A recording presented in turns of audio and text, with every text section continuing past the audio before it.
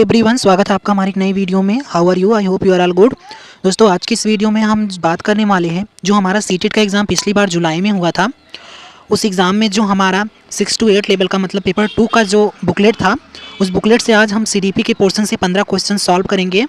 आप सबको पता ही है कि एग्ज़ाम होने में ज़्यादा टाइम नहीं है, तो जितना ज़्यादा हो सके आप लोग प्रैक्टिस कीजिए पीवाईक्यू की, क्योंकि पीवाईक्यू बहुत ज़्यादा इंपॉर्टेंट होता है सीटेट के एग्ज़ाम में, क्योंकि क्वेश्चंस रिपीट होते रहते हैं। तो पिछली बार का बुकलेट मेरे पास था, तो मैंने सोचा आप लोगों के साथ शेयर किया जाए ताकि आपकी तैयारी और बेहतर हो सके। तो बिना देर किए चलिए वीडियो स्टार्ट करते हैं और देखते हैं किस किस तरह के क्वेश्चन सीडीपी के पोर्शन से पूछे गए थे। तो ये देखिए पिछली बार का ये बुकलेट है हमारा। तो अब चलते हैं क्वेश्चंस की तरफ। ये रहा हमारा पहला क्वेश्चन। पियाजे के अनुसार गुणात्मक रूप से 4 विभिन्न अवस्थाएँ। जीन पियाजे के अनुसार जो 4 विभिन्न अवस्थाएँ होती हैं वो बच्चों को किस तरह से दर्शाती हैं? पहला, बच्चों के जेनेटिक कोड पर निर्भर करती हैं। जी बिल्कुल नहीं। दूसरा, बच्चों के विकास के सार्वभौमिक पैटर्नों का प्रतिनिधित्व करती हैं। तो जो बच्चों के 4 सार्वभौमिक गुणात्मक रूप से 4 विभिन्न अवस्थाएं होती हैं, वो बच्चों के विकास किस तरह से हो रहा है उसके सार्वभौमिक पैटर्नों का प्रतिनिधित्व करती हैं। तो सही ऑप्शन हमारा क्या हो जाएगा? सेकेंड। बढ़ते हैं नेक्स्ट क्वेश्चन की तरफ। नेक्स्ट क्वेश्चन हमारा है, लेव वाइगोस्की का मानना था कि विकास, ये रहा हमारा क्वेश्चन। लेव वाइगोस्की का मानना था कि विकास किस तरह से होता है। तो जहाँ पर लेव वाइगोस्की की बात आती है तो ये सोशल, कल्चर और लैंग्वेज, समाज से इंटरेक्ट करके बच्चा सीखता है, इन्होंने इस पर ज़्यादा फोर्स किया था। तो यहाँ पर हम समाज देखेंगे तो समाज हमारा सेकंड ऑप्शन में है कि सीधे सामाजिक संपर्क के परिणाम से होता है। इन्होंने माना था कि बच्चों का विकास सामाजिक संपर्क के बिना हो ही नहीं सकता। जितना ज़्यादा बच्चे समाज से इंटरेक्ट करेंगे उतना ज़्यादा वो विकसित करेंगे खुद को। बाकी ये तीनों ऑप्शंस गलत हैं, तो सही हमारा क्या हो जाएगा? सेकंड। बढ़ते हैं नेक्स्ट क्वेश्चन की तरफ। नेक्स्ट क्वेश्चन हमारा, निम्नलिखित में से कौन सी पियाजे के संज्ञानात्मक विकास के सिद्धांत की सीमा है? पियाजे जी जो अपना कॉग्निटिव डेवलपमेंट का थ्योरी दिए थे, उसकी सीमा क्या है? वह संज्ञानात्मक विकास में जैविक कारकों की भूमिका को ध्यान में नहीं रखता। जी ये बिल्कुल रखते हैं, तो ये हमारा गलत हो जाएगा। वह संज्ञानात्मक विकास पर सांस्कृतिक और सामाजिक कारकों के प्रभाव को ध्यान में नहीं रखता।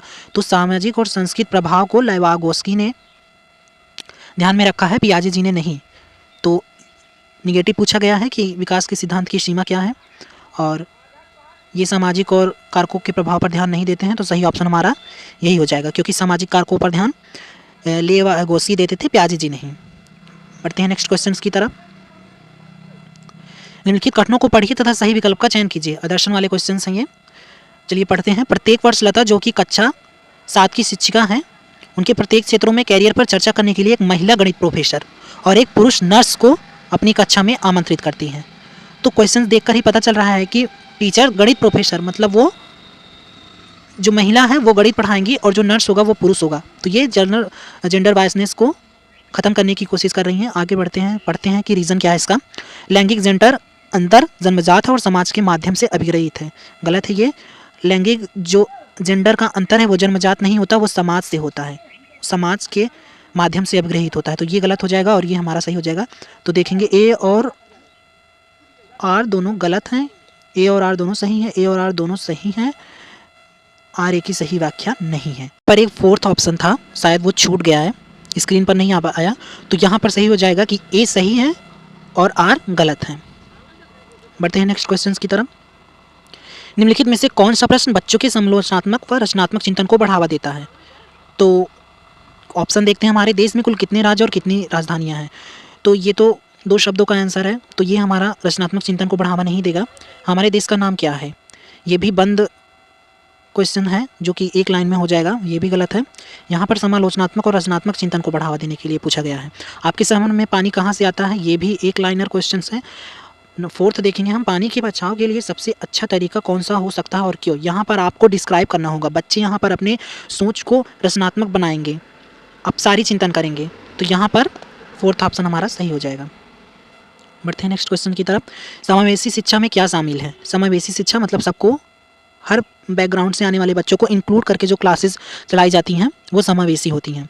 तो ऑप्शन देखते हैं हम। विशेष आवश्यकता वाले शिक्षार्थियों को केवल व्यावसायिक शिक्षा का प्रावधान, केवल निगेटिव, बिल्कुल गलत काट देंगे इसको। व्यक्तिगत अंतरों की पहचान के परिणाम स्वरूप पाठ्यक्रम में लचीलापन, मतलब कितना भी अलग अलग बैकग्राउंड से बच्चे क्यों ना आ रहे हो, लेकिन पाठ्यक्रम में उसी के हिसाब से लचीलापन होना चाहिए, तो ये बिल्कुल सही हो जाएगा। और थर्ड, विद्यार्थियों का उनकी योग्यता के आधार पर पृथक्करण और वर्गीकरण बिल्कुल निगेटिव है, तो इस पर हम ध्यान नहीं देंगे। सभी विद्यार्थियों के लिए मानक पाठ्यक्रम, जहाँ पर मानक आ जाए वो भी निगेटिव है, तो ये गलत हो जाएंगे और ये हमारा सही हो जाएगा। बढ़ते हैं नेक्स्ट क्वेश्चन की तरफ। समालोचनात्मक चिंतन में प्रमाण की क्या भूमिका होती है? समालोचनात्मक चिंतन में प्रमाण की क्या भूमिका होती है? जो प्रमाण होता है वो तार्किक और सुनियोजित रूप से मूल्यांकन किया जाना चाहिए, तो सही हमारा ऑप्शन क्या हो जाएगा? फोर्थ। बाकी ये तीनों गलत हो जाएंगे। बढ़ते हैं नेक्स्ट क्वेश्चन की तरफ। आदर्शन वाले क्वेश्चंस, निम्नलिखित कथनों को पढ़िए तथा सही विकल्प का चयन कीजिए। पढ़ते हैं। अभिकथन क्या है? बच्चों में संज्ञानात्मक विकास पर भाषा के प्रभाव पर जीन पियाजे और लेवागोस्की के दृष्टिकोण में भिन्नता है। जी बिल्कुल, ये तो सही है। कारण इसका क्या हो जाएगा? खोज अधिगम में शिक्षक अवसर प्रदान करता है और विद्यार्थी स्वयं जानकारी प्राप्त करने के लिए उन्मुख होते हैं।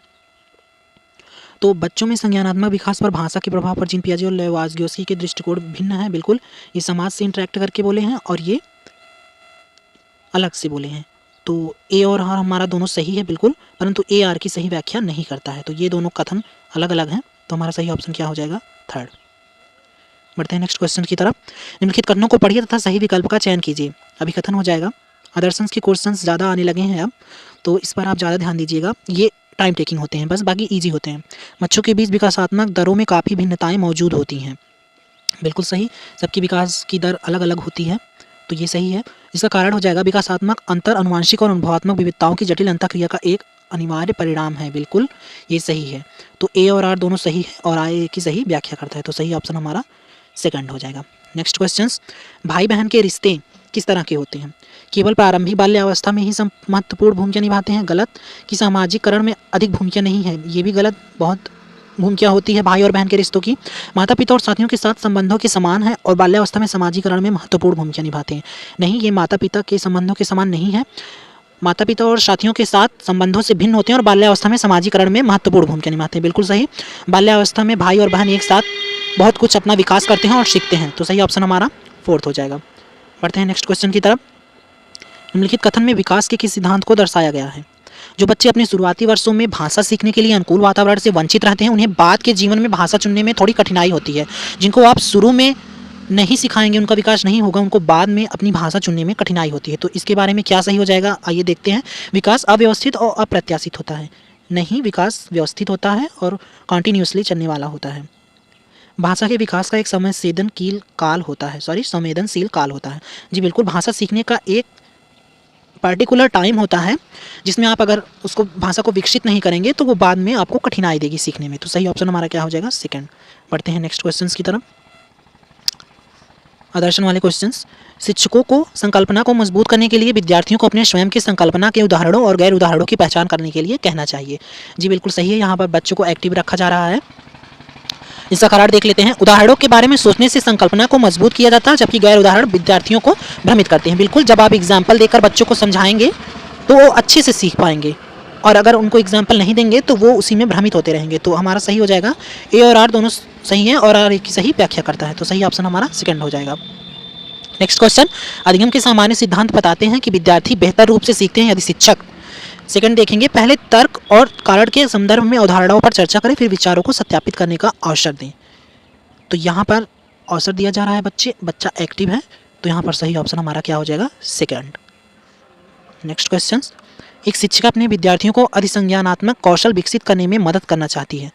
निम्नलिखित में से कौन सी रणनीति सबसे प्रभावी होती है? विद्यार्थियों को अधिसंज्ञानात्मक कौशल विकसित करना चाहती हैं, तो यहाँ पर देखेंगे हम थर्ड ऑप्शन हमारा, विद्यार्थियों को प्रोत्साहित करना कि वे स्वयं अपने अधिगम का चिंतन करें और प्रगति का मूल्यांकन करें। यहाँ पर बच्चा खुद का मूल्यांकन खुद करेगा और चिंतन करेगा, तो यहाँ पर बच्चा सबसे ज़्यादा एक्टिव है, और सीडीपी में बच्चा जहाँ सबसे ज़्यादा एक्टिव है वो ऑप्शन बिल्कुल सही होता है, तो सही ऑप्शन हमारा क्या हो जाएगा?